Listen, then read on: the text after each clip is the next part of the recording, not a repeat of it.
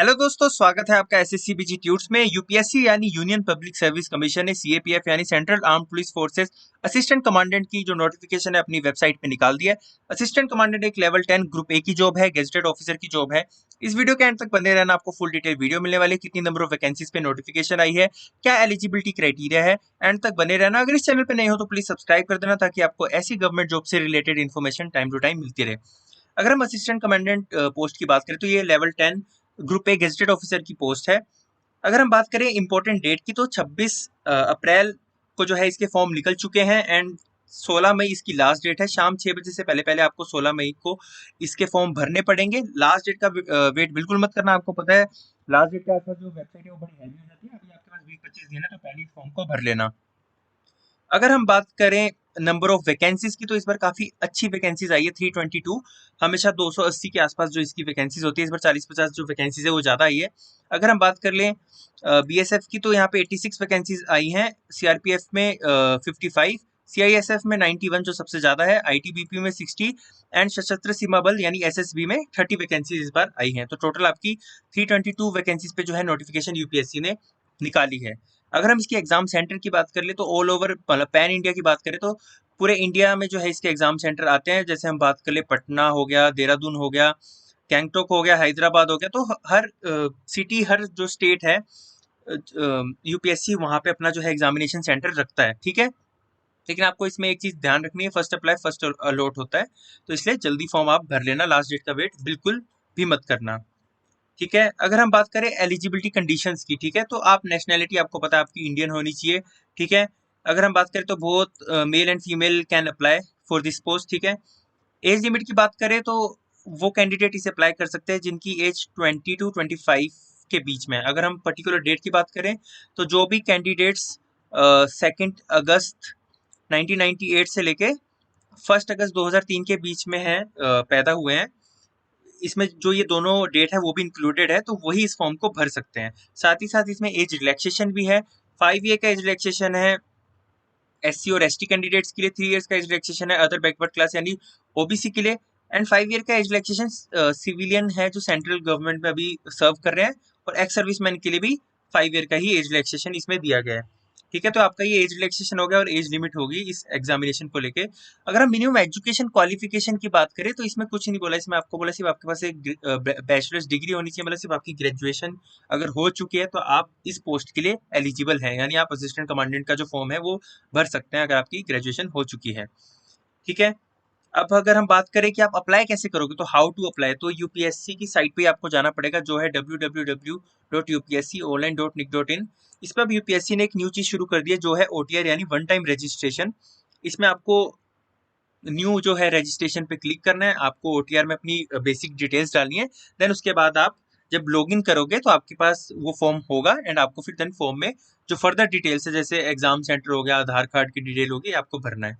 ठीक है, आप इसे मॉडिफिकेशन भी कर सकते हो जब आपको, जैसे आपका जो लास्ट डेट है एप्लीकेशन फॉर्म की यानी कि 16 मई, उसके बाद आपको 5 दिन मिलेंगे जो है एप्लीकेशन फॉर्म को, मतलब पूरा एक हफ्ता आपको मिलता है जो आप ओटीआर को अपना मॉडिफाई भी कर सकते हो। अगर आपकी कोई गलती होगी, for example father's name mother's name में कोई गलती होगी तो आप ओटीआर को मॉडिफाई भी कर सकते हो। एंड हाँ, जो बच्चे जैसे पहले भी फॉर्म भर चुके, फॉर एग्जांपल सीडीएस का या सिविल सर्विसेज एग्जामिनेशन का, तो उन्हें कुछ नहीं करना, उन्हें ऑलरेडी रजिस्ट्रेशन में जाना है ओटीआर में, एंड वहाँ पे उनका जो फॉर्म है वो आ रखा होगा, बस थोड़ी एग्जाम सेंटर वगैरह की डिटेल डालनी है और आप अपना फॉर्म भर सकते हो। ठीक है, तो ये तो हो गया ओटीआर एंड कैसे आप फॉर्म भर सकते हो। लास्ट डेट की जैसे मैंने अभी आपको ऊपर बताया 16 मई इसकी लास्ट डेट है, 6 बजे से पहले पहले आपको भरना है।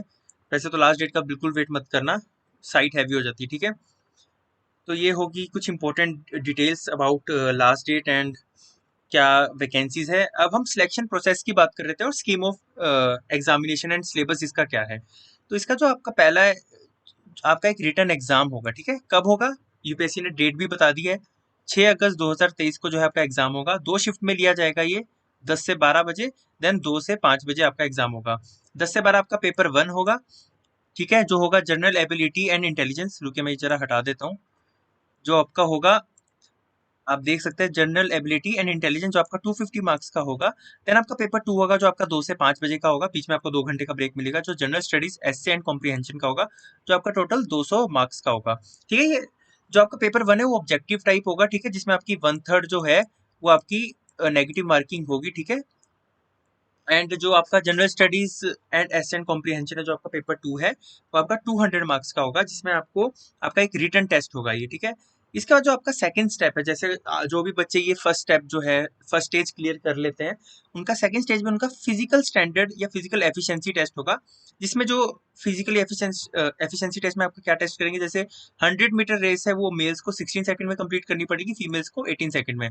800 मीटर रेस मेल्स को 3 मिनट 45 सेकंड में एंड फीमेल को 4 मिनट 45 सेकंड में जो है कंप्लीट करनी पड़ेगी। लॉन्ग जंप की बात कर लें तो 3.5 मीटर की जो है मेल्स को करनी पड़ेगी, 3 चांसेस मिलेंगे, एंड फीमेल्स को 3 मीटर की लॉन्ग जंप करनी पड़ेगी। शॉर्ट पुट 7.26 केजी का होगा, ठीक है। ये 4.5 मीटर दूर जो है मेल्स को फेंकना पड़ेगा, इसमें भी 3 चांसेस मिलेंगे, और फीमेल के लिए कोई शॉर्ट पुट का क्राइटेरिया नहीं है। तो ये आपका जो है सेकंड स्टेज होगी। इसके कोई मार्क्स नहीं होंगे, पर ये इसमें कुछ जो आपकी अगर आप ये सारी स्टेज क्लियर कर जाते हो, फॉर एग्जांपल 16 सेकंड में आप रेस कंप्लीट कर लेते हो, 4.5 मीटर 3 चांसेस में फेंक देते हो, तो एक तरह से ये आपकी जो स्टेज है वो क्लियर हो जाएगी। इसका जो थर्ड स्टेज आती है वो आती है इंटरव्यू और पर्सनैलिटी टेस्ट की। तो ये बड़ी ही इंपॉर्टेंट जो है इसमें स्टेज मानी जाती है। ये इसमें आपका 150 मार्क्स का जो है आपका इंटरव्यू होगा, जिसे हम पर्सनैलिटी टेस्ट भी कहते हैं, जो आपका यूपीएससी में होगा, यूनियन पब्लिक सर्विस कमीशन के जो ऑफिस है, मेन ऑफिस जो दिल्ली में है, वहाँ पे जाके आपका इसका एग्जाम होगा। एंड इसके बाद जो आपकी फाइनल सिलेक्शन यानी मेरिट लिस्ट बनेगी, वो आपका यहाँ पे साफ साफ लिखा है रिटर्न एग्जामिनेशन एंड इंटरव्यू में जो आपके टोटल मार्क्स आए हैं उसके बेसिस पे जो है आपकी फाइनल मेरिट लिस्ट बनेगी, ठीक है। तो आपके 3 इसमें जो है स्टेजेस होगी, पहला आपका रिटर्न एग्जाम, दूसरा आपका physically efficiency test, and then third आपका इंटरव्यू होगा, ठीक है। अगर हम सिलेबस की बात कर ले तो जो पेपर 1 है जो आपका ऑब्जेक्टिव टाइप होगा, जो जनरल एबिलिटी एंड इंटेलिजेंस है, उसमें आपका जनरल मेंटल एबिलिटी आएगा, जनरल साइंस आएगी, current events of national and international आएंगे, Indian polity and economy, history of India, Indian and world geography. तो ये आपको ऑलमोस्ट जैसे यूपीएससी कंडक्ट करवा रही है, तो जीएस का सिलेबस ऑलमोस्ट सेम ही होता है, चाहे वो सीडीएस का हो, चाहे वो सिविल सर्विसेज एग्जामिनेशन का हो। हाँ, सिविल सर्विसेज एग्जामिनेशन का थोड़ा ज़्यादा टफ होता है, लेकिन ऑलमोस्ट जो जीएस है वो यूपीएससी अपने हर एग्जाम में डालती ही है। पेपर 2 की बात कर ले तो इसमें जनरल स्टडीज और एसए एंड कॉम्प्रिहेंशन आएगा, जिसमें आपका एसए राइटिंग आएगा पहले तो। इसे आप हिंदी या इंग्लिश में लिख सकते हो, जो आपका टोटल 80 मार्क्स का होगा, ठीक है। जो आपका पार्ट ए होगा पेपर 2 का, जो आपका जो रिटन पेपर होगा आपका 2 से 5 बजे जो सेकंड शिफ्ट में होना है, एंड पार्ट बी में आपका कॉम्प्रिहेंशन एंड प्रीसेस राइटिंग होगा, ठीक है। इसमें आप इसमें लेकिन जैसे ऊपर आपको हिंदी और इंग्लिश ऑप्शन मिला था, इसमें आपको जो कॉम्प्रिहेंशन और प्रीसेस राइटिंग है ये आपको सिर्फ इंग्लिश में ही जो है वहाँ पे लिखना पड़ेगा। ये 120 मार्क्स का टोटल होगा, ठीक है। तो ये है जो सीएपीएफ असिस्टेंट कमांडेंट का कुछ एग्जाम पैटर्न था, सिलेबस था। होप आपको ये वीडियो इन्फॉर्मेटिव लगी होगी। जो लास्ट डेट से पहले यानी 16 मई से पहले पहले इस फॉर्म को भर लेना। एंड हाँ, अगर इस चैनल पे नए हो तो प्लीज सब्सक्राइब करते हुए जाना, एंड लाइक कर देना इस वीडियो को, एंड शेयर कर देना उन सभी दोस्तों के साथ जो गवर्नमेंट जॉब की तैयारी कर रहे हैं। Thank you.